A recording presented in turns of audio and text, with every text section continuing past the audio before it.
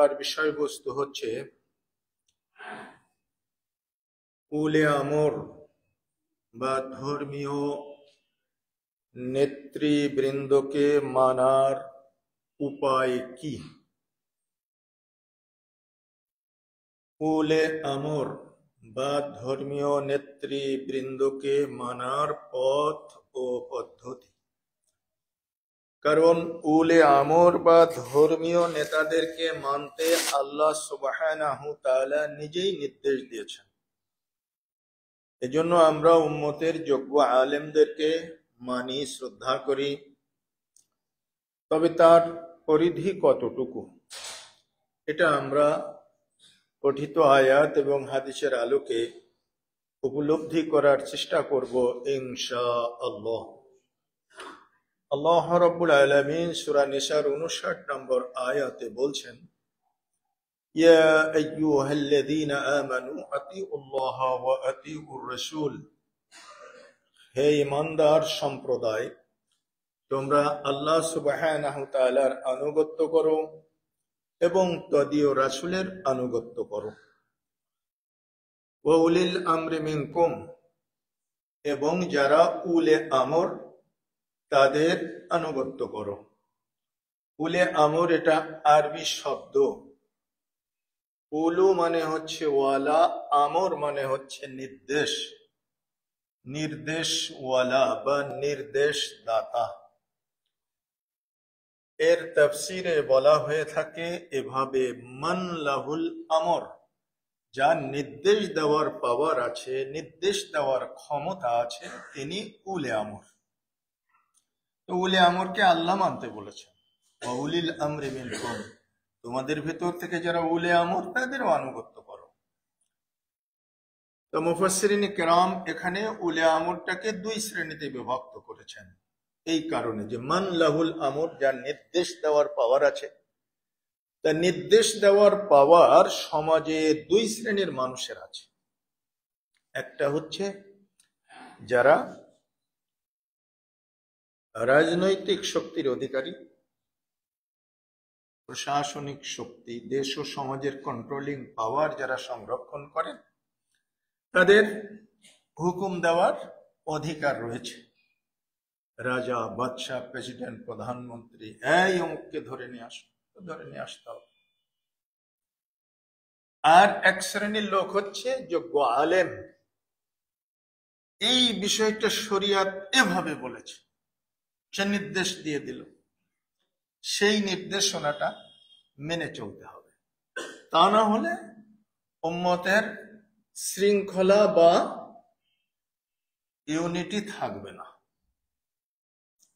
যদিও উলে আমরকে মানতে গিয়েই বরং এটা আরো টুটে গেছে ঐক্য, কিন্তু মানার পদ্ধতিগত ভুলের কারণে হয়েছে। মানার কোনো দোষ ছিল না, উলে আমরের কোনো দোষ ছিল না। মুসা আলাইহিস সালাম পার হয়ে গেলেন, একটা সুড়ঙ্গ আল্লাহ তৈরি করে দিলেন নীল নদের মাঝখান দিয়ে, বা বাহারি কুলজুম যেটাকে বলা হয়, তার মাঝখান দিয়ে আল্লাহ সুড়ঙ্গ তৈরি করে দিলেন, মুসা পার হয়ে গেলেন। আর ফিরআউনও পার হওয়ার জন্য সেই পথে যাত্রা করলো, মাঝপথে গিয়ে সলিল সমাধিস্থ হলো, ডুবে মরে গেল। তাহলে নিশ্চয়ই পথের দোষ ছিল কি? কেন মুসা আলাইহিস সালাম যে পার হয়ে গেছেন, ফিরআউন পারল না যে? পথের দোষ না মতের দোষ? মতের দোষ। তো উলে আমরকে মানতে হবে, তাহলে উম্মতের ইউনিটি থাকবে, উম্মতের সমস্যা কবলিত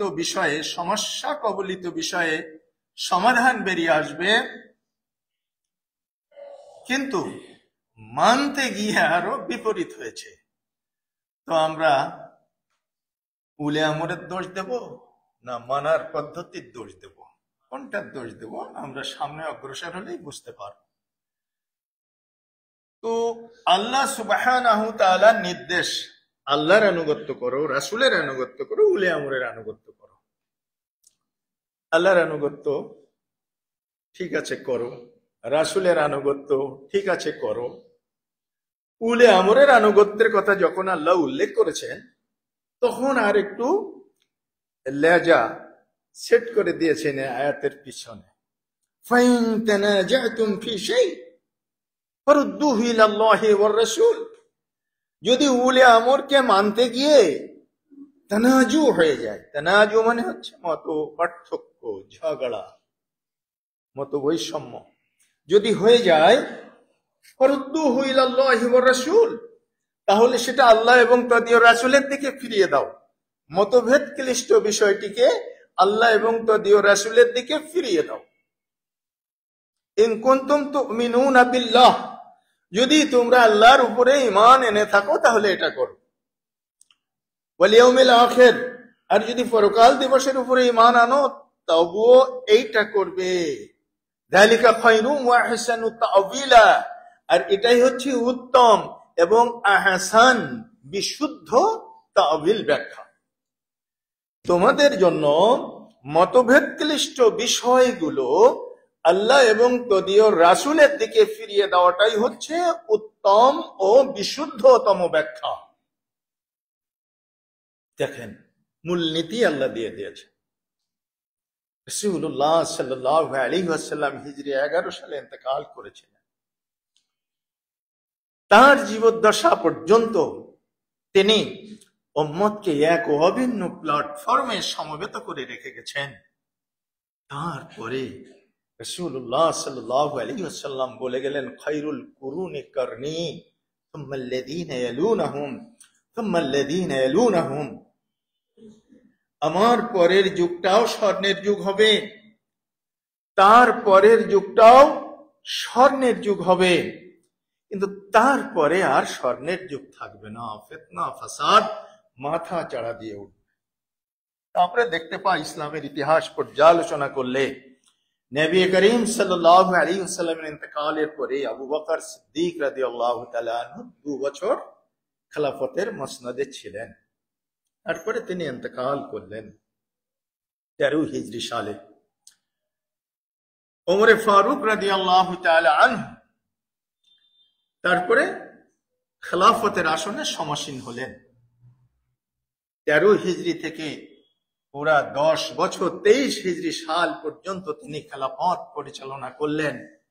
মুসলিম উম্মার সেই যে একটা সুবর্ণ কাল বলা যেতে পারে, যেখানে জয় এবং পরিব্যাপ্তি ঘটল মুসলিম সাম্রাজ্যের 12.5 লক্ষ বর্গ মাইলের মতন ভূখণ্ড মুসলমানদের শাসনের অধিভুক্ত হলো। এভাবে এশিয়ার গণ্ডি ছাড়িয়ে ইউরোপের মাটিতেও ইসলাম পরিব্যাপ্ত হলো। ইসলামের জয় জয়কার এই রব যখন আপনার পরিদৃষ্ট হচ্ছিল, সেই সময়েই অমুসলিম শক্তিটা যারা রাসূল সাল্লাল্লাহু আলাইহি ওয়াসাল্লামের যুগ থেকে ইসলামের উপরে আঘাত হানতে শুরু করেছিল, কিন্তু রাসূলের সময়ে সুযোগ করে উঠতে পারেনি। এমনকি নবী করিম সাল্লাল্লাহু আলাইহি ওয়াসাল্লামের সামনে একজন বলল, আমিও নবী। এই কি ব্যাপার, তোমাদের নবীর কাছে কি আয়াত নাজিল হয়েছে? তো একজন সাহাবী বলছেন যে একটা ছোট্ট সূরা নাজিল হয়েছে গো, কিন্তু ওয়াজিজাতুম বালিগা, সেটা এত সারমর্মপূর্ণ এবং এত তার অর্থ গুরুত্বপূর্ণ যে ইমাম শাফি বলেছেন এই সূরাটাই যদি নাজিল হতো আর কোনো কিছু যদি নাজিল না হতো, লাওয়াসিয়াতুহুম, তাহলে দুনিয়াবাসীর জন্য হিদায়াত পেতে যথেষ্ট হয়ে যেত। যে সূরাটা হচ্ছে ওয়াল আসরে ইন্নাল ইনসানা লাফি খুসরে ইল্লাল্লাযীনা আমানু ওয়া আমিলুস সালিহাতি ওয়া তাওয়াসাউ বিল হাক্কি ওয়া তাওয়াসাউ বিস সাবর। মাত্র 70টি বর্ণ আছে এখানে, অক্ষর আছে, 3টি আয়াত আছে, ছোট্ট সূরা। কুরআনুল কারীমের এই শেষের দিকটার এই ছোট্ট সূরাটি নাজিল হয়েছে বলে মুসাইলামাকে বলল। তখন মুসাইলামা বলছে, হ্যাঁ আমার কাছেও একটা সূরা নাজিল হয়েছে। সেই লোক বলছে, কি তোমার কাছে সূরা নাজিল হয়েছে মানে? বলছে, হ্যাঁ, ইয়া ওয়াবারু ইয়া ওয়াবার, ইন্নাকা লাকা উজনানি ওয়া সাদার ওয়া কুল্লুহু হাকরুন ওয়া ফাকরুন। বলছে হে বিড়াল আর খরগোশের মাঝখানে একটা জন্তু আছে, তার নাম অবার। বলছে হে অবার, হে অবার, তোমার দুটো খাড়া কান আছে আর একটা প্রশস্ত বক্ষ আছে, এছাড়া তোমার শরীরে আর যা আছে সবই ফালতু। আমার কাছে এই সূরা নাজিল হয়েছে। লোকটা কিন্তু মুসলিম না, সে কাফের যার সাথে বলছে। তো সে বলছে যে আল্লাহর নামে কসম দিয়ে বলছি, আরবের কাফেররা আল্লাহর নামে কসম করে, আল্লাহর নামে কসম করে বলছে তোমার মতো মিথ্যুক এই জমিনে আর নাই। ওর কাছে ঘোড়ার ডিম নাজিল হয়েছে। এই লোকদের রুহানি সন্তানগুলো তো ছিল যারা ইসলামের শুরু থেকে আঘাত হানতে শুরু করেছিল, কিন্তু পেরে ওঠেনি। নবী করিম সাল্লাল্লাহু আলাইহি ওয়াসাল্লামের বিরুদ্ধে কোন ষড়যন্ত্র করতে গিয়েছে, তো জিবরিল আমিন এসে বলে দিয়েছে। এখন নবী নাই, আছেন কে? ইসলামের প্রথম খলিফা আবু বকর সিদ্দিক আকবর। খুব সহজ হচ্ছে না তার সময়ে তাকে বিভ্রান্ত করা। এরপরে এসেছেন ওমর রাদিয়াল্লাহু তাআলা আনহু, যার সম্পর্কে নবীজি বলেছেন যে পথে ওমর যায় ও পথে শয়তানও যায় না। এখন খুব সুবিধা করা গেল না। ওসমান রাদিয়াল্লাহু তাআলা আনহু তিনি খেলাফতে আসলেন 23 থেকে 35 হিজরি পর্যন্ত 12 বছর খেলাফত পরিচালনা করলেন।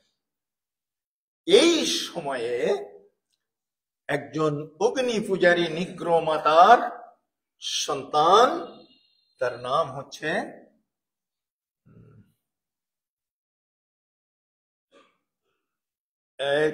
কুখ্যাত হাদিস শাস্ত্রের যে সবচেয়ে বড় কুলাঙ্গার, যে জাল হাদিসের রচয়িতা, জাল হাদিসের নায়ক ছিল,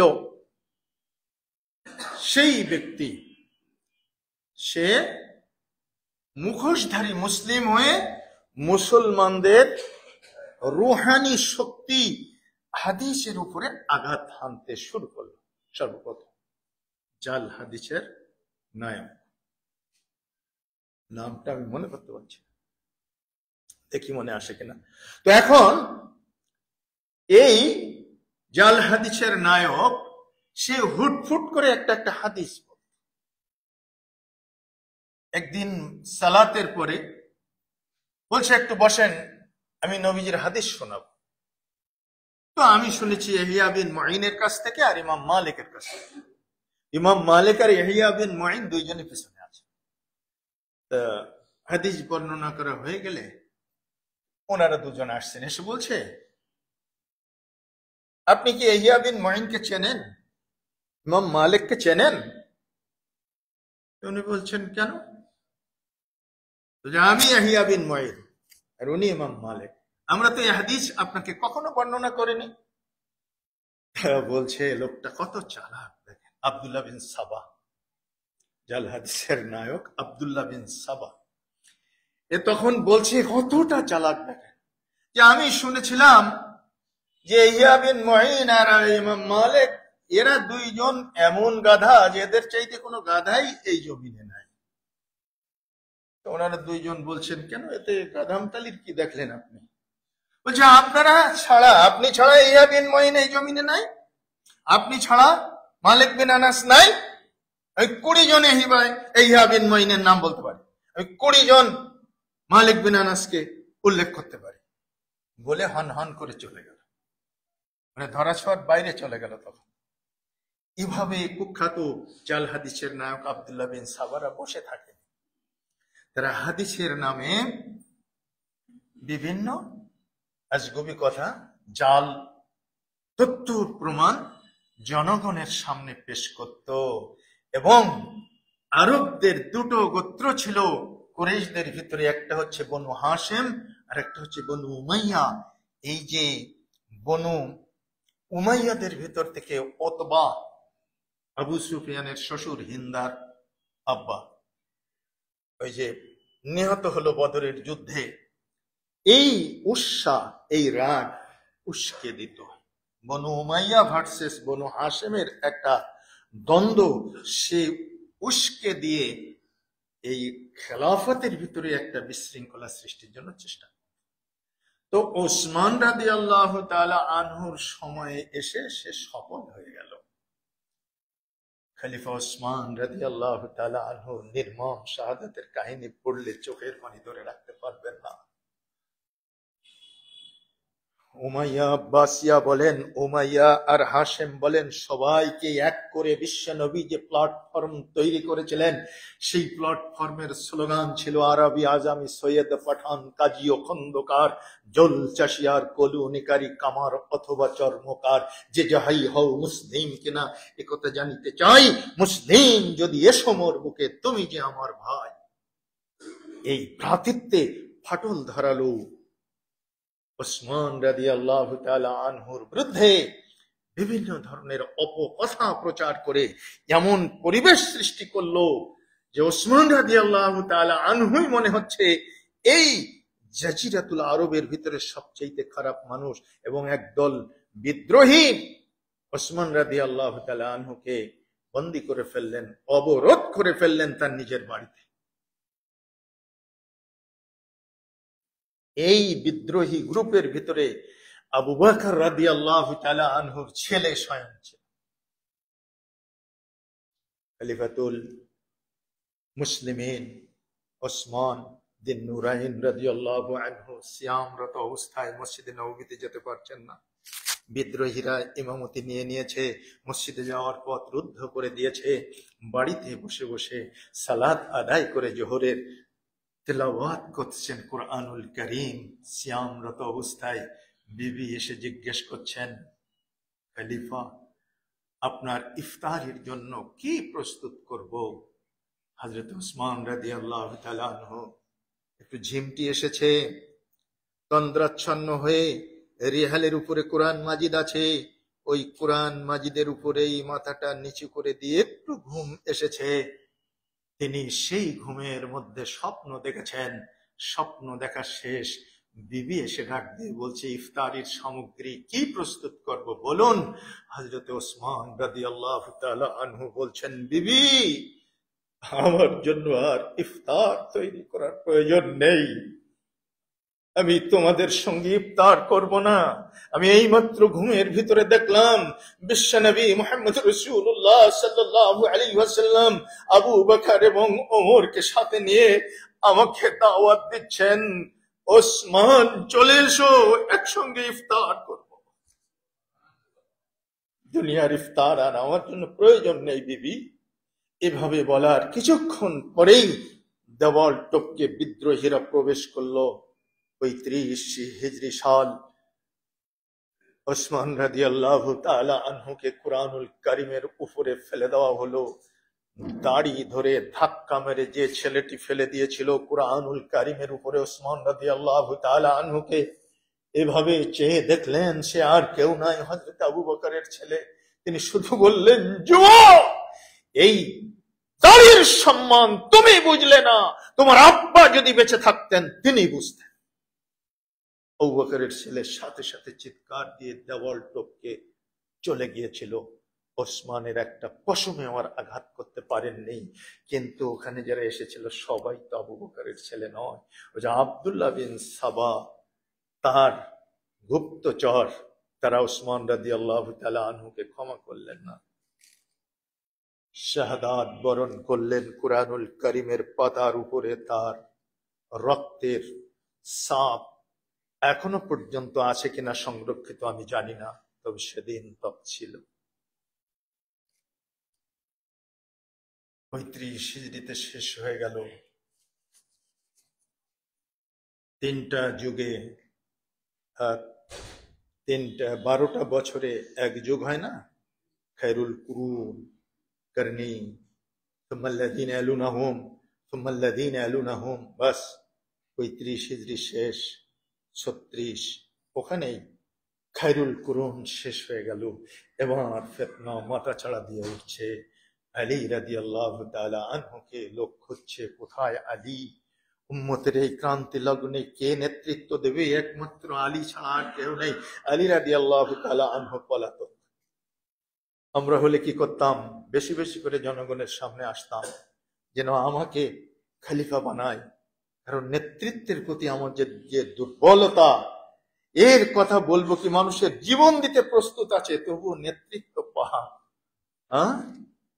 কিন্তু এটা ইসলামী খেলাফতের নেতৃত্ব নির্বাচনের পদ্ধতি নয়। তারা নেতৃত্বকে ভয় পেতেন, এড়িয়ে চলতেন। আর আমরা ভোট দিন বলে, হ্যাঁ, আরে সর্বনাশ, আমাকে নেতা হতেই হবে।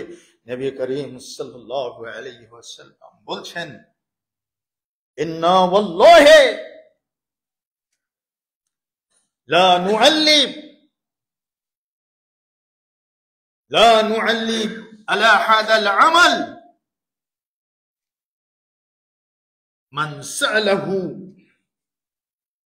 আল্লাহর কসম দিয়ে বলছি, আমরা কাউকে নেতৃত্বে বসাই না যে এটা চেয়ে নেয়, আও আহাদান হারাসা আলাইহি, অথবা এমন কাউকে বসাই না যে এটার প্রতি লালায়িত।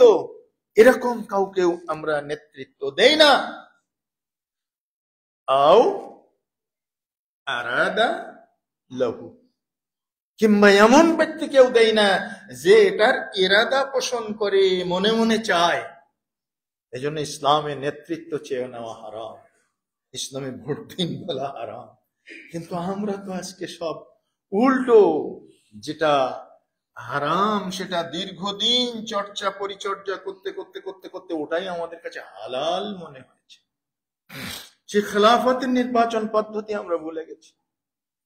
গণতন্ত্রের আস্তারণে আমাদের খেলাফত আজকে ডিলিট হয়ে গেছে। এই জন্য আজকে আমাদের প্রজন্মের কাছে যদি আপনি বলেন যে খেলাফত কি জিনিস, তারা বলবে কি দিয়ে খেতে হয়। কারণ ওই যে ইহুদি নাসারাদের চাপিয়ে দেওয়া গণতন্ত্র, ডিভাইড অ্যান্ড রুল, ভাগ করো আর শাসন করো, এর যে প্রকাশে আজকে আমরা সবাই নিষ্পেষিত, মুসলিম অমুসলিম সবাই। সম্মানিত সুধী, আলী রাদিয়াল্লাহু তাআলা আনহুকে খোঁজা হচ্ছে। কোথায় আলী? ঘরের দরজা বন্ধ করে পালিয়ে আছেন। আলী, ঘরে আছেন নাকি আপনি? কথা বলছেন। আলী, আল্লাহর কসম, আপনি ছাড়া উম্মতের এই দুঃসহ মুহূর্তে কেউ কান্ডারি হিসাবে এই বৈতারণী পার করতে পারবে না। আপনি বেরিয়ে আসুন, আপনার হাতে আমরা আনুগত্যের বায়াত করতে চাই, আপনি খলিফা। তিনি বললেন, না ভাই, আমার দরকার নাই, আপনারা আমার চাইতে যোগ্যতম ব্যক্তিকে খুঁজে বের করেন। আলী, কেউ নেই। আগে আগে বসে পেছন থেকে ওনাদের বসতে দেন, পরে দাঁড়ানোর সময় ঠিক করে নেওয়া যাবে। আলী রাদিয়াল্লাহু তাআলা আনহুকে একরকম জোর করে খেলাফতে বসিয়ে দিয়ে তার হাতে আনুগত্যের বায়াত করলেন। তিনিও শাহাদাত বরণ করলেন 40 হিজরিতে, 40 হিজরি সালে নাজাফ নামক এলাকাতে আব্দুর রহমান বিন মুলজেম, তাকে যে হত্যা করেছে আব্দুর রহমান বিন মুলজেম পাক্কা মুসলমান, কিন্তু খারিজি মুসলমান, উগ্রবাদী মুসলিম। সে আলী রাদিয়াল্লাহু তাআলা আনহুকে হত্যা করেছিল। আর ফজরের সালাতের সময়ে, আর ওই একই সময় হত্যা করার কথা ছিল মুআবিয়া বিন আবি সুফিয়ানকে, ইয়াজিদের বাবাকে। দুজনের উপরে আক্রমণ হয়েছিল, কিন্তু ইয়াজিদ বিন মুআবিয়া বেঁচে গিয়েছিলেন, তাকে মারতে পারেনি। আর আলী রাদিয়াল্লাহু তাআলা আনহুকে শাহাদাত বরণ করতে হলো। যে হত্যা করেছে সে বলছে যে আল্লাহকে সাক্ষী রেখে বলছি, পৃথিবীর মধ্যে সবচাইতে নিকৃষ্ট ব্যক্তিকে আজ আমি হত্যা করলাম। যেরকম নাউযুবিল্লাহ। দেখেন আব্দুল্লাহ বিন সাবাদের যে তৎপরতা, সেটা কতখানি মুসলমানদেরকে তখন রোগাগ্রস্ত করে ফেলেছে, রোগাক্রান্ত করে ফেলেছে। চিন্তা করেন, আলী রাদিয়াল্লাহু তাআলা আনহুকে হত্যা করে হত্যাকারী বলছে আল্লাহকে সাক্ষী রেখে বলছি পৃথিবীর সবচেয়ে নিকৃষ্ট ব্যক্তিকে হত্যা করল। ভাবা যায় তাহলে মুসলিম উম্মার নৈতিক অধঃপতন কোন স্তরে পৌঁছে গিয়েছে। মেলা ইতিহাস, আমি সেটা বলছি না, আমি বলছি এই যে শুরু হলো আব্দুল্লাহ বিন সাবা গোষ্ঠী, ইসলামের রাজনৈতিক যে পরিব্যাপ্তি সেটাতে আঘাত করার আগে ইসলামের রুহানি দিকটাকে আগে অবদমন করেছে জাল হাদিস এবং বিভ্রান্তকর আকীদা পুশ করে। বাস শুরু হয়ে গেল আলী রাদিয়াল্লাহু তাআলা আনহুর পরে হাসান বিন আলী রাদিয়াল্লাহু তাআলা আনহুর বড় ছেলে খেলাফতের মসনদে বসলেন। 6 মাস পরে তিনি এত শান্তিপ্রিয় লোক ছিলেন, এত ভদ্র এবং শরীফ ছিলেন, এত উদার মনোবৃত্তির লোক ছিলেন, বিশ্বনবীর নাতি, বিশ্বনবীর ছায়া। 6 মাস পরে তিনি বললেন, কে আছো, খেলাফত নিয়ে নাও। যে হাঙ্গামা আমি দেখতে পাচ্ছি, নেতৃত্বের প্রতি যে লোভাতুর দৃষ্টিভঙ্গি আমি দেখতে পাচ্ছি, আনুগত্যের যে ঘাটতি আমি দেখতে পাচ্ছি, আমি এই খেলাফত পরিচালনার জন্য বাধ্য নই, নাও তোমরা কে নেবে। তখন লুফে নিলেন। এবার উমাইয়া বংশোদ্ভূত মানুষ, প্রখ্যাত সাহাবী, তিনি হচ্ছেন হযরতে মুআবিয়া বিন আবি সুফিয়ান, প্রখ্যাত সাহাবী, কাতিবে ওহী, ইয়াজিদের আব্বা। তিনি মোটামুটি রাজনৈতিক ভাবে রাজ্যের সুশৃঙ্খলা এবং একটা ডিসিপ্লিন ফিরিয়ে আনতে সক্ষম হয়েছিলেন। এই মুআবিয়া বিন আবি সুফিয়ান সম্পর্কেও আমাদের মুসলিম উম্মার ধারণা বিভ্রান্তিকর করে দিয়েছে এই আব্দুল্লাহ বিন সাবার। ইয়াজিদকে তো একেবারে সিলেবাসের বাইরে দিয়ে দিয়েছে, আর এই মুআবিয়া বিন আবি সুফিয়ানকে রাজতন্ত্রের নায়ক বানিয়েছে। নাউযু বিল্লাহি মিন যালিক। মনে রাখবেন, রাজতন্ত্রের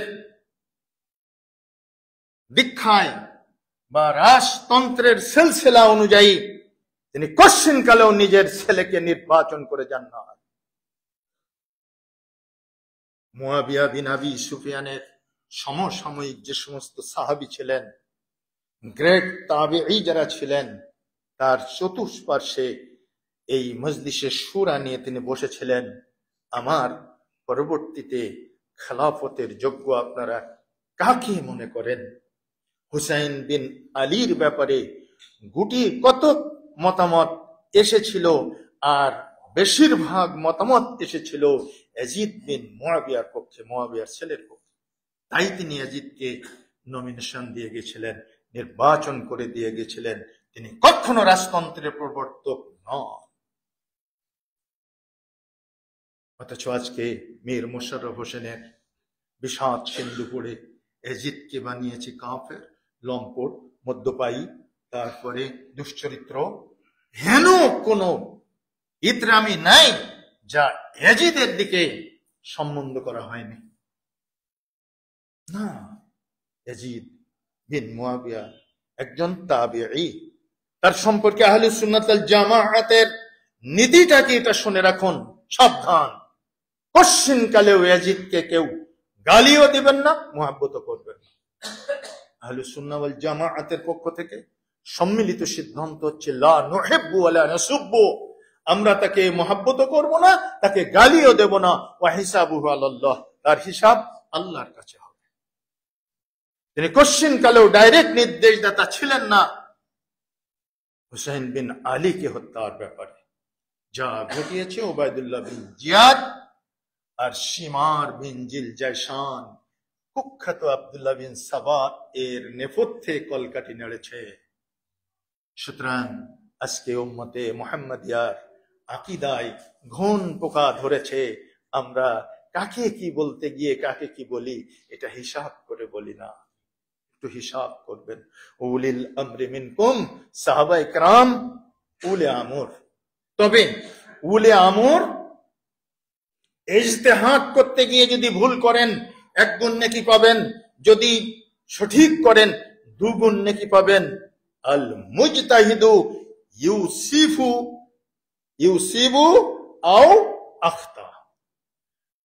মুজতাহিদ ভুল করতে পারেন, আবার সঠিকও করতে পারেন। এই জন্য ইজতিহাদি মাসালা আপনি অকাট্যভাবে মানার জন্য আপনি মাযুর নন, আপনি বাধ্য নন। ইজতিহাদি মাসালা যদি দেখেন যে আমার চাইতে আর একজন সঠিক দিয়েছে, তো সেটা মানতে হবে। কশ্চিন কালেও অন্ধ অনুসরণের গড্ডালিকা প্রবাহে একজনের মতামতকে অকাট্য দলিল হিসাবে মানাটাই হচ্ছে উম্মতের জন্য ক্ষতিকারক। আমরা চলে আসব সাহাবায়ে কেরামের পরে উম্মতের চারজন মহামতি মুজতাহিদ, যাদের নামে 4টা মাযহাব রচিত হয়েছে।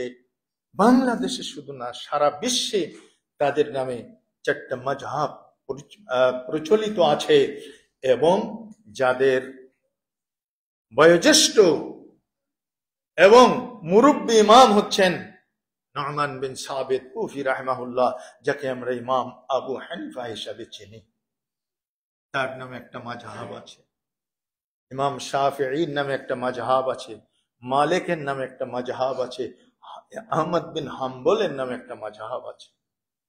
এই যে 4জন মনীষী, তারা উলে আমর ছিলেন, এ ব্যাপারে কারোর কোনো সন্দেহ পোষণ করা উচিত নয়। তারা অত্যন্ত যোগ্যতম ব্যক্তিত্ব ছিলেন। বিশেষ করে ইমাম আবু হানিফা রাহিমাহুল্লাহ 80 হিজরিতে জন্মগ্রহণ করে 150 হিজরিতে মোট 70 বছর বয়সে ইন্তেকাল করেছিলেন।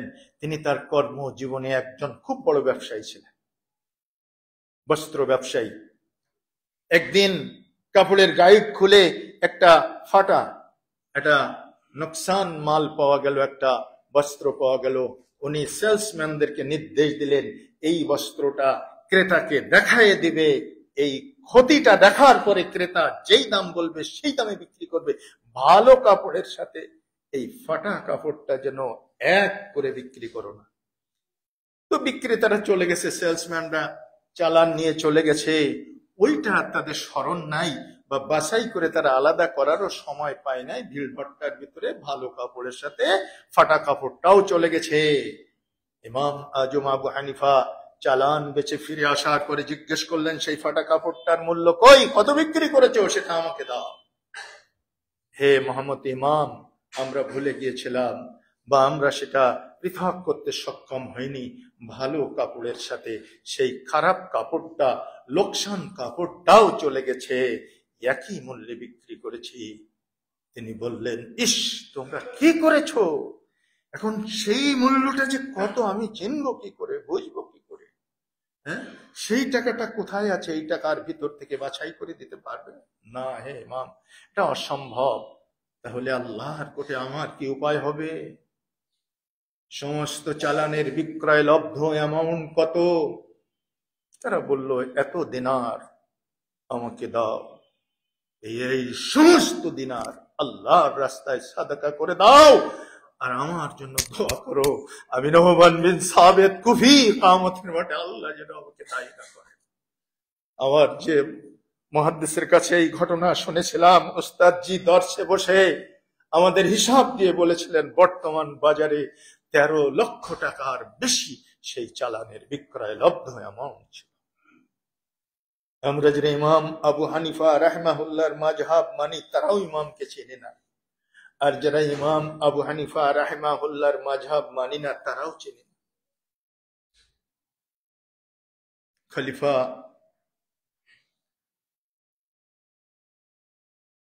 উমাইয়া, খলিফা আল মনসুর, তার দরবারে বিশাল জনসমাবেশ,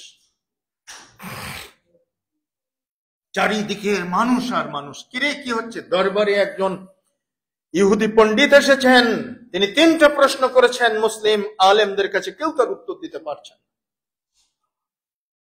একটা যুবক ছেলে বলছে, কি কি সে প্রশ্ন?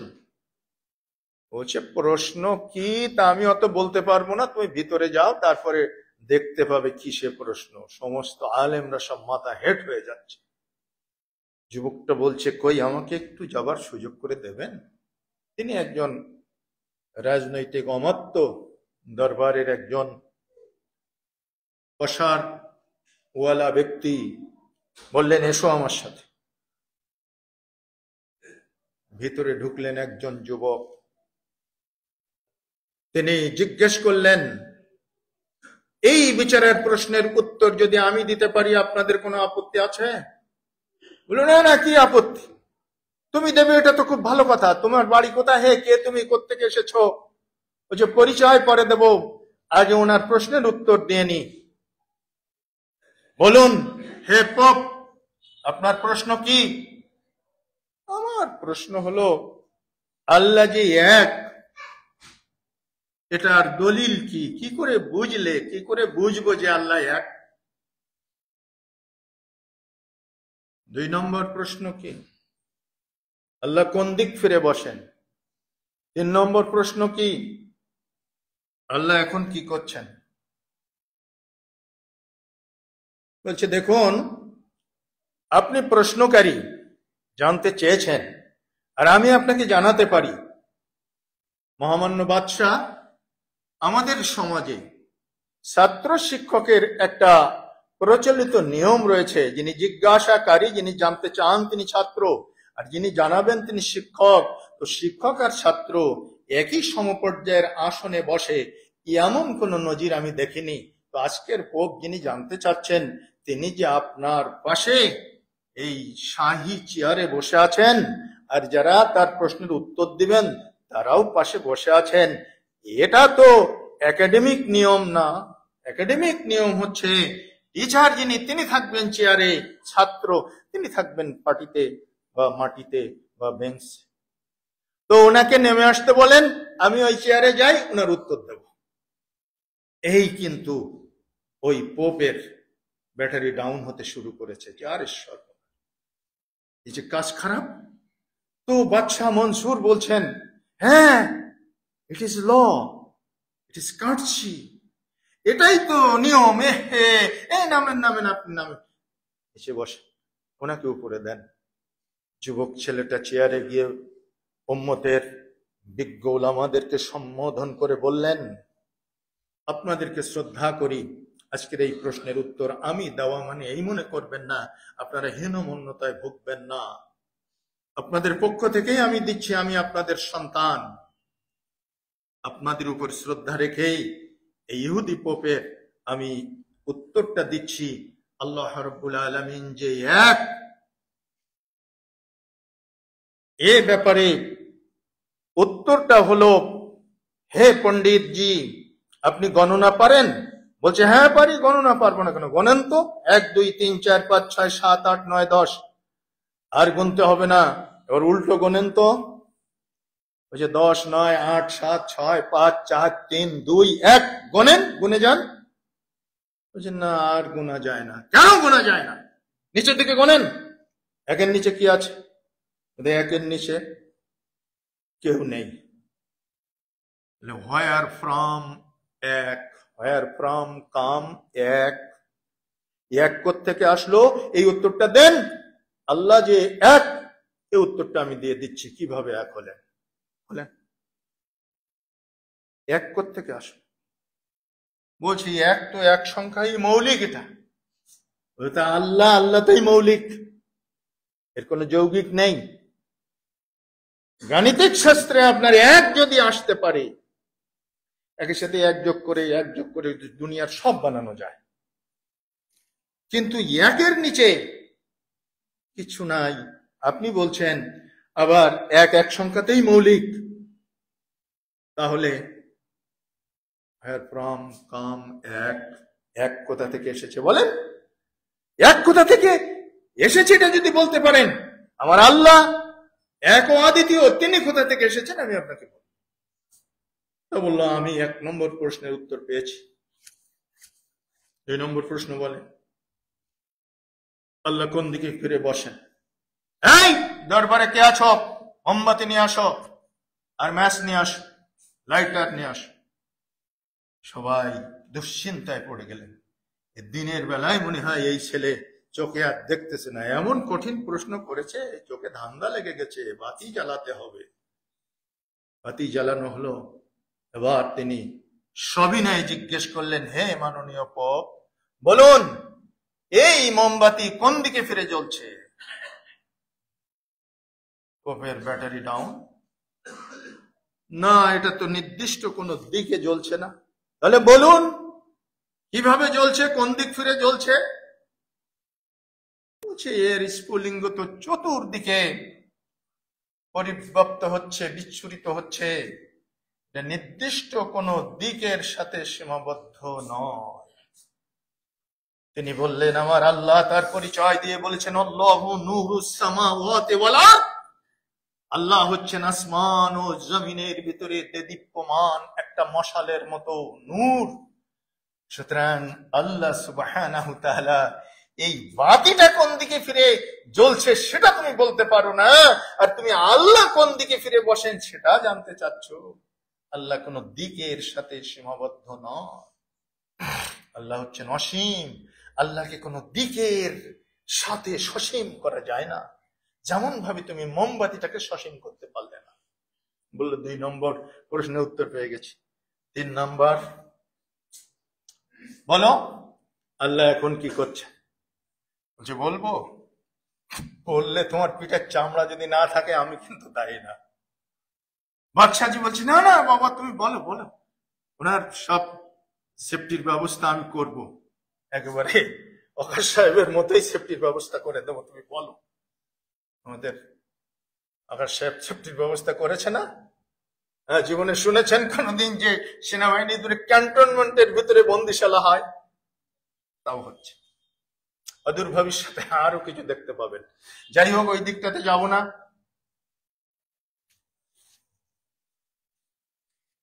যুবকটা বলছে, শুনুন, আল্লাহ এখন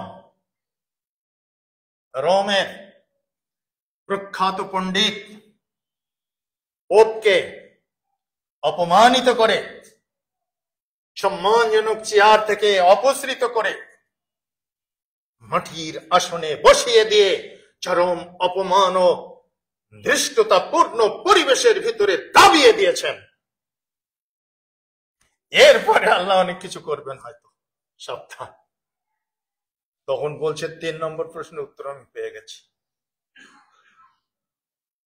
দেখে, এই ছেলেটার নাম হচ্ছে নোমান বিন সাবিত কুফি রাহিমাহুল্লাহ, আবু হানিফা বলে আমরা যাকে চিনি। তিনি এত ধীশক্তি সম্পন্ন এবং পণ্ডিত ছিলেন। তিনি 80 হিজরিতে জন্মগ্রহণ করে 150 হিজরি সালে ইন্তেকাল করলেন, মোট 70 বছর বয়সে। কে আমরা মাযহাব মানি আর কে না মানি এটা প্রশ্ন নয়। প্রশ্ন হচ্ছে যে 150 হিজরি সাল পর্যন্ত তার নামে মাযহাব প্রচলন হয়েছিল কিনা এটা একটু তদন্ত করে দেখা দরকার। হয়নি। দ্বিতীয় ইমাম, শ্রদ্ধাস্পদ ইমাম মালিক বিন আনাস রাহিমাহুল্লাহ 93 হিজরি সালে জন্মগ্রহণ করে 186 হিজরিতে ইন্তেকাল করেছিলেন। 87 বছর বয়সে, 86 বছর বয়সে মালিক বিন আনাস রাহিমাহুল্লাহ প্রখ্যাত ইমাম ছিলেন। ইমাম দারিল হিজরা বলা হয়। তিনি মদিনায় রাসূলুল্লাহ সাল্লাল্লাহু আলাইহি ওয়াসাল্লামের কবরের পাশে বসে দর্স দিতেন ছাত্রদেরকে। আমরা যেমন হাদিস বর্ণনা করতে গিয়ে বলি ক্বালা রাসূলুল্লাহ সাল্লাল্লাহু আলাইহি ওয়াসাল্লাম, ইমাম মালিক বিন আনাস হাদিস পড়ানোর সময় ছাত্ররা সামনে থাকতো, নবীজির কবর ডান পাশে। তিনি বলতেন, ক্বালা সাহিবু হাদাল কবর, এই কবরের অধিবাসী তিনি বলেছেন, বলে হাদিস শুরু করতেন। এই মহামান্য ইমাম 86 বছর বয়সে তিনি ইন্তেকাল করলেন। 93 হিজরি থেকে 93 হিজরিতে জন্মগ্রহণ করে 100 এরপরে 86 যোগ করলে যেটা হয়, তিনি এই দীর্ঘ হায়াত পেয়েছিলেন।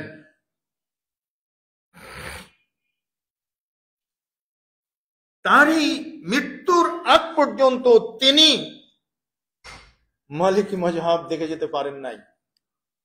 এরা নিঃসন্দেহে কিন্তু প্রত্যেকে একজন উলে আমর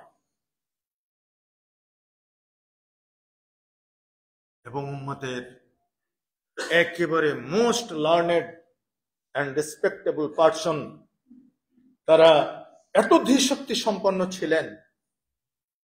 বহু কাহিনী আছে, কয়টা আপনাদের সাথে বলবো। অথচ এই কাহিনীগুলো বাদ দিয়ে, সত্য কাহিনীগুলো বাদ দিয়ে আমরা বানোয়াট কাহিনী জুড়ে দিয়েছি ইমামদের সম্মান বাড়ানোর জন্য। আমরা গুইফোড় আজগুবি গল্প করে থাকি এই সমস্ত ইমামদের জন্য, যে আমার ইমাম আবু হানিফা রাহমাহুল্লাহ তিনি 40 বছর ইশার উজু দিয়ে ফজরের সালাত আদায় করেছেন। প্রচলিত আছে না সমাজে এই কথা? একেবারেই মিথ্যা। উপমহাদেশে হানাফি পণ্ডিত আব্দুল হাই লখনৌবি রাহমাহুল্লাহ, আহমদ আলী সাহারানপুরি রাহমাহুল্লাহ, যারা বুখারীর হাসিয়া লিখেছেন, হেদায়ার মুকদ্দমা লিখেছেন, তারা সেখানে বলে দিয়েছেন এই সমস্ত কথাগুলো সঠিক নয়। তা আমরা মিথ্যা কাহিনী দিয়ে ইমামের বুজুর্গ বাড়ানোর জন্য ব্যস্ত, অথচ জেনুইন তাদের কর্মজীবনে যে সমস্ত ঘটনা আছে, তাদের যে প্রাজ্ঞতা, তাদের যে ধীশক্তির প্রতিফলন আল্লাহ ঘটিয়েছেন, সেগুলো আজকে আমরা ভুলে গেছি। এটা কোনো মানবীয় গুণাবলী হয়? ইশার উজু দিয়ে ফজরের সালাত আদায় করা রাসূলুল্লাহ সাল্লাল্লাহু আলাইহি ওয়াসাল্লাম করতেন না? তিনি কোনোদিন করেছেন? ইশার উজু ধরে রেখে ফজর পড়েছেন, এরকম কোন হাদিস আপনারা পেয়েছেন কি? যদি পান তাহলে এটা বিশ্বাসযোগ্য মনে করবেন। আর যদি রাসূলের জীবনে এমনটি ঘটনা না ঘটে, খবরদার, উম্মতের একটা মিআর রয়েছে, একটা মাপকাঠি রয়েছে। কোশ্চেন কালেও রাসূল সাল্লাল্লাহু আলাইহি সাল্লামকে অতিক্রম করে কেউ আমল করলে সে আমল গ্রহণযোগ্য হবে না। এর পিছনে হাদিস আছে বুখারী মুসলিমের, জাবির রাদিয়াল্লাহু তাআলা আনহু থেকে বর্ণিত। 3 জন ব্যক্তি এসে রাসূলের স্ত্রীদের কাছে জিজ্ঞেস করেছিলেন আল্লাহর নবীর ইবাদত বندگی সম্পর্কে খবর দেন। তারা খবর দেওয়ার পরে তারা বলেছিল কান্না হাদিহি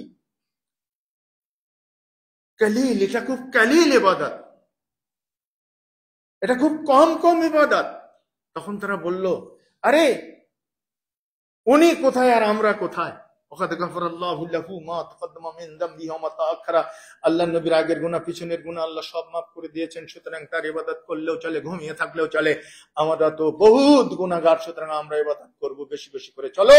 একজন বলল সারা রাত্রি জেগে নামাজ পড়বো, আর একজন বলল সারা বছর রোজা রাখবো, আর একজন বলল জিন্দেগিতে বিয়ে শাদী করবো না, শুধু আল্লাহ আল্লাহ করব, জীবন চিল্লায় চলে যাব, দরকার হলে জান্নাত আমাকে নিতেই হবে।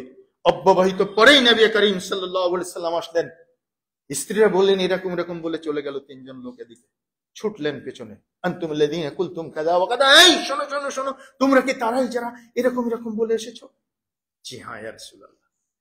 আমা ওয়াল্লাহি ইন্নী লা আখশাকুম লিল্লাহি ওয়া আতকাকুম লাহু লাকিন উসাল্লি ওয়া আরকুদু ওয়া আসুমু ওয়া আফতিরু ওয়া তাজাওয়াজুন নিসা ফামান রাগিবা আন সুন্নতি ফালাইসা মিন্নী। শোনো, সাবধান, আমি আল্লাহকে সবচেয়ে বেশি ভয় করি, সবচেয়ে বেশি ইবাদত করার পাওয়ার আল্লাহ আমাকেই দিয়েছেন, অথচ আমি সালাত আদায় করি, আবার ঘুম পড়ি,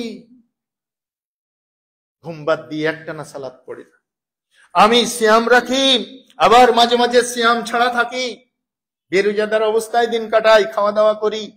ওয়াতাজাওয়াজুন নিসা, আমি বিয়ে শাদী করেছি, আমার স্ত্রী পুত্র কন্যা আছে, সংসার আছে, এটাই আমার সুন্নাত। ফামান রাগিবা আন সুন্নতি ফালাইসা মিন্নী, যারা এই সুন্নাহকে টপকে যেতে চাইবে, ওভারটেক করতে চাইবে, তারা আমার উম্মত না। তাই ইমামকে শ্রদ্ধা করতে গিয়ে আপনি উম্মত থেকে খারিজ করে দিচ্ছেন, সেই সব আছে। তৃতীয় ইমাম শাফিঈ রাহিমাহুল্লাহ 185 হিজরিতে জন্মগ্রহণ করে 204 হিজরিতে মোট 54 বছর বয়সে ইন্তেকাল করলেন। 204 হিজরিতে ইন্তেকাল করলেন। 204 হিজরি পর্যন্ত তিনি স্বপ্নেও টের পাননি যে আমার নামে একটা মাযহাব হবে। মাযহাব করা তো দূরের কথা, স্বপ্নেও কোনোদিন দেখেননি যে আমার নামে দুনিয়ার মানুষ একটা মাযহাব করে। 4 জনই কিন্তু শ্রদ্ধাস্পদ উলে আমর। আমরা কোন ইমামকে মানি? একটু তদন্ত করে দেখেন, আমরা যা মানি তা ইমাম আবু হানিফা রাহিমাহুল্লাহর মাযহাব নয়, নীতি নয়। ইমাম আজমের নীতি যদি দেখতে চান, ইমাম শাহরানি রাহিমাহুল্লাহ মিজানুল কুবরা লিখেছেন, সেই বইটা পড়ে। ইমাম আজম আবু হানিফা রাহিমাহুল্লাহ বলছেন, উতরুকু কওলি বিখবরি রাসূলিল্লাহ সাল্লাল্লাহু আলাইহি ওয়াসাল্লাম লা তুকাল্লিদুনি। রাসূল সাল্লাল্লাহু আলাইহি ওয়াসাল্লামের কথার সাথে আমার কথা যদি খেলাফ হয়, আমার কথাটা ছেড়ে দাও, রাসূলের কথাটা মেনে নাও। তিনি আরো বলছেন, ইদা সাহাল হাদিসু ফাহুয়া মাযহাবি, যখন তোমরা কোন সহিহ হাদিস পাবে সেটাই আমার মাযহাব জানবে। আমি আজকে কি করছি, কি বলছি, এটা পরের কথা, কারণ হাদিস তখন পুস্তক আকারে সংকলিত হয়নি। হাদিস থাকতে ছড়িয়ে ছিটিয়ে বিভিন্ন জায়গাতে। ইমাম আজম আবু হানিফা রাহিমাহুল্লাহ শৌখিন মানুষ ছিলেন, বিশিষ্ট ব্যবসায়ী ছিলেন।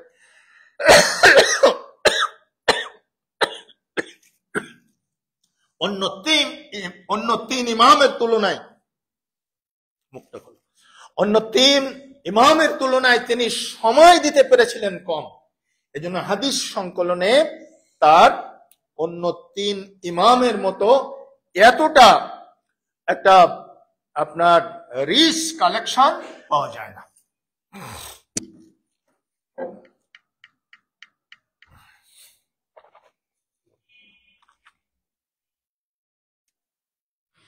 তিনি বলছেন, লা তারবি আন্নি ওয়াইহাকা ইয়া ইয়াকুব।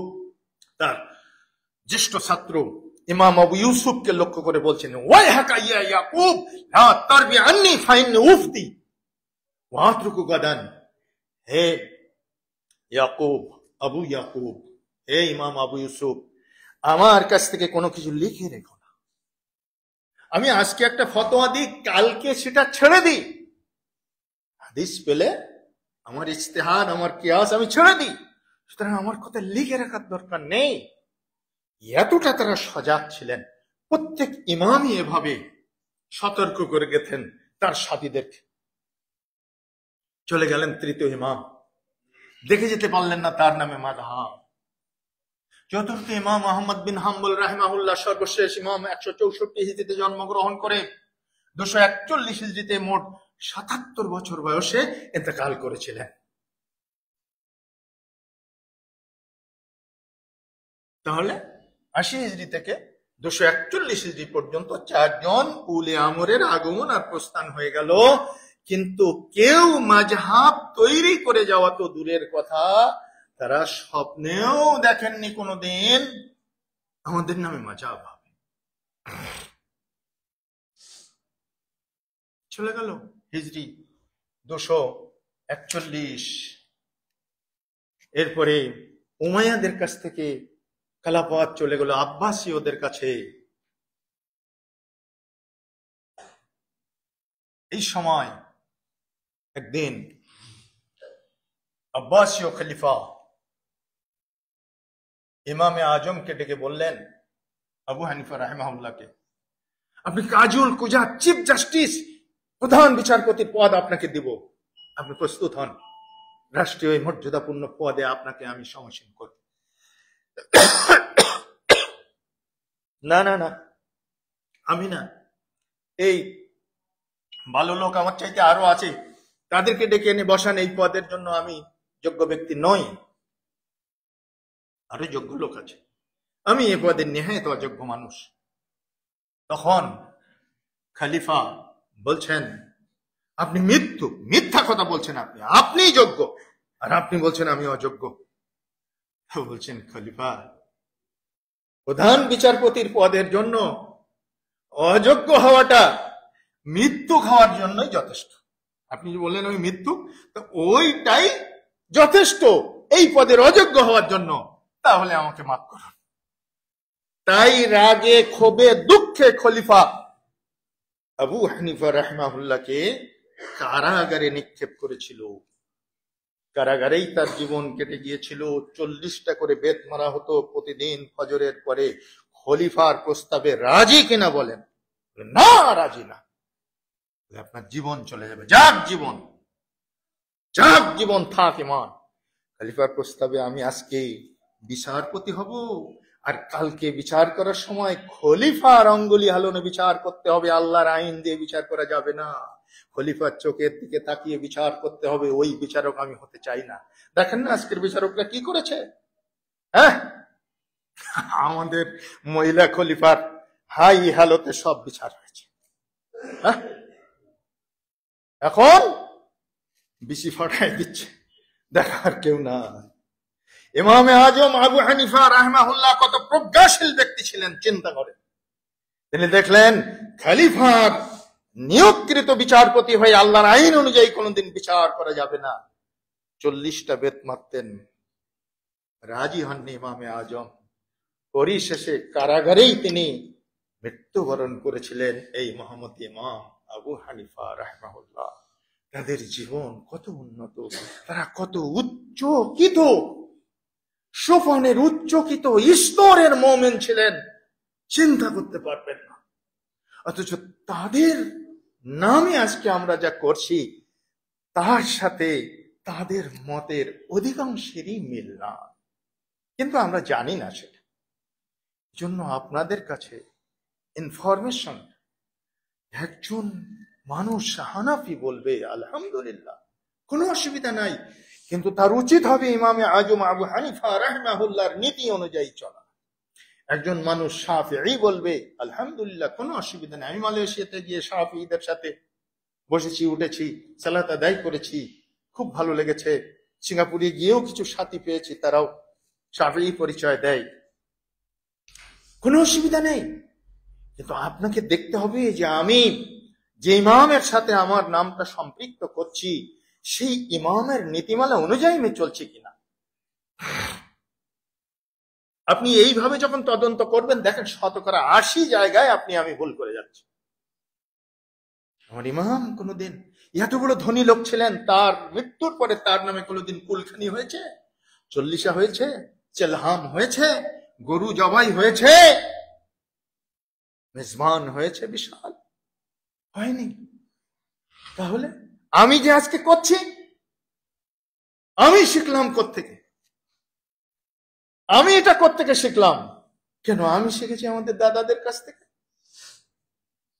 আমাদের পূর্বপুরুষ তো দাদাই ছিল সব।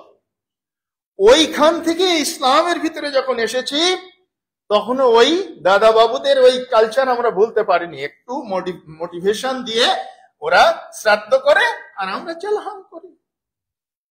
একই নবীর নামে ভক্তি শ্রদ্ধা পেশ করতে গিয়ে ইয়া নবী সালামু আলাইকা, ইয়া রাসূল সালামু আলাইকা বলে ইমামে আজম আবু হানিফা রাহমাহুল্লাহ দাঁড়িয়েছেন কোনদিন? ইমাম শাফিঈ দাঁড়িয়েছেন, মালিক দাঁড়িয়েছেন, আহমদ বিন হাম্বল দাঁড়িয়েছেন, আখিরি মোনাজাত করেছেন? কই? আমরা তো মিলাতে পারবো না।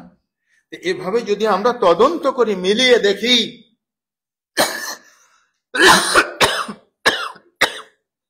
কোরআনুল কারীমের আদেশ, উলে আমর মানার নির্দেশ ঠিক আছে, কিন্তু পথের কোনো দোষ নেই, মতের দোষ হয়ে গেছে।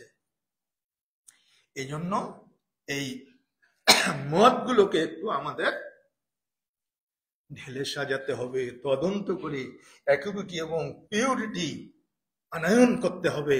তা না হলে এই আমল দিয়ে কিন্তু কিয়ামতের মাঠে আমরা তরাতে পারবো না, আল্লাহর কাছে ধরা খেয়ে যেতে হবে। তো আমরা বলবো যে আমরা জানি না।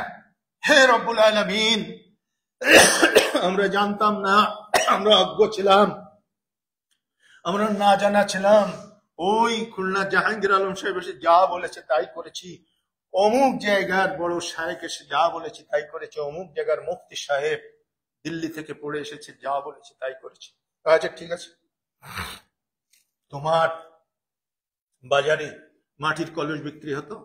হ্যাঁ হতো। হে রব্বুল আলামিন, আপনি তো সবই জানেন। হ্যাঁ জানি। তো মাটির কলস কিনতে গিয়ে তুমি কি করেছিলে? এভাবে হাতের উপরে নিয়ে চট দিয়ে দিয়ে বাজারে দেখছিলে, ঠং ঠং করে আওয়াজ হলে সে কলসটা কিনেছো। যদি কলসটা থেকে ঘ্যাত ঘ্যাত করে আওয়াজ বেরিয়েছে, তুমি বলেছো হে, এই যে মৃৎশিল্পের যারা ওই বানায়, হ্যাঁ কুমার, কুমার বাবাজি, এটা চেঞ্জ করে দাও। এটা ফাটা আছে। 20 টাকা 50 টাকার একটা মাটির কলস কিনতে গিয়ে বাজারে দেখলে তোমার যে আমলের প্রেক্ষিতে জান্নাতের ফয়সালা হবে, জাহান্নামের ফয়সালা হবে, সেই আমলটা একটু বাজারে দেখুনি কেন বাবা? কি জবাব দেবো বলো? এজন্য আল্লাহ সুবহানাহু ওয়া তাআলা বলে দিয়েছেন, ফাইন তানাজাতুম ফি শাইইন ফারুদ্দুহু ইলাল্লাহি ওয়ার রাসূল। বলে আমরকে মানতে গিয়ে তোমাদের ভিতরে যদি কোনো মত পার্থক্য সৃষ্টি হয়, তাহলে আল্লাহ এবং তার রাসূলের দিকে সেটা ফিরিয়ে দাও। যালিকা খায়রু ওয়া আহসানু তাবিলা, এটা হচ্ছে উত্তম ব্যাখ্যা, আহসান ব্যাখ্যা, বিশুদ্ধতম ব্যাখ্যা, খায়ের, উত্তম। সুতরাং আসুন আমরা আমাদের পার্থিব জীবনটা আল্লাহ দিয়েছেন, এখানে আল্লাহ বলে দিয়েছেন লিয়াবলুয়াকুম আইয়ুকুম আহসানু আমালা। আমি তোমাদের হায়াত দিয়েছি, তোমাদের মউত দিয়েছি, এটা পরীক্ষা করার জন্য যে কে তোমরা বিশুদ্ধতম আমল করে আসতে পারো। আসেন, আমরা কে কোন মাযহাবে আছি এটা বড় কথা নয়, কে কোন দল করি এটা বড় কথা নয়, বড় কথা হচ্ছে আহসান আমলটা করছি কিনা। আর আহসান আমল পেতে হলে আপনাকে আমাকে নিকট অতীতে আমাদের ইমাম চতুষ্টয়, মোহাম্মদ ইমাম চতুষ্টয়ের কাছে গেলেও পাবো, তারপরে আরো উচ্চাঙ্গের যে সমস্ত তাবি আছেন তার উচ্চের সিঁড়িতে, সেখানে গেলেও পাবো, তার উচ্চের সিঁড়ি সাহাবায়ে কেরাম রিদওয়ানুল্লাহি আলাইহিম আজমাইন তাদের কাছে গেলেও পাবো, তারপরে স্বয়ং মহানবী সাল্লাল্লাহু আলাইহি ওয়াসাল্লাম সাহাবীদেরকে শিখিয়েছিলেন, সেই সোপানে গেলেও আমরা পেয়ে যাব। সুতরাং আসুন জীবনে আমাদের কৃতকর্ম, আমাদের আমলগুলো যাতে আল্লাহ সুবহানাহু ওয়া তাআলার দরবারে কবুল হয়, আমরা যেন আমাদের ব্যক্তি জীবন ইসলামের উপরে চালাতে পারি, পারিবারিক জীবন ইসলামের উপরে চালাতে পারি, আমাদের সামাজিক জীবন ইসলামের উপরে চালাতে পারি, আমাদের রাজনৈতিক জীবনও যেন আমরা ইসলামের উপরে প্রতিষ্ঠা করতে পারি, এখানেও যেন আমরা বিভ্রান্তিতে না পড়ি। কিন্তু এখানে আমরা বড় বিভ্রান্তির ভিতরে পড়ে আছি।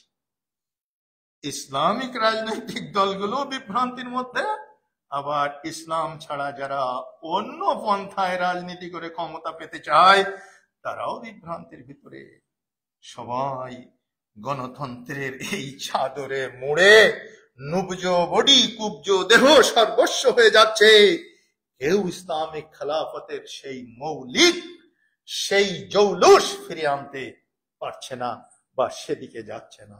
আল্লাহ রাব্বুল আলামিন আমাদের সবাইকে ব্যক্তি জীবন থেকে শুরু করে রাজনৈতিক জীবন পর্যন্ত, এমনকি আন্তর্জাতিক জীবন পর্যন্ত সব জায়গাতেই প্রকৃত ও পিওর ইসলামের অনুসারী হওয়ার তৌফিক দান করুন, আমিন।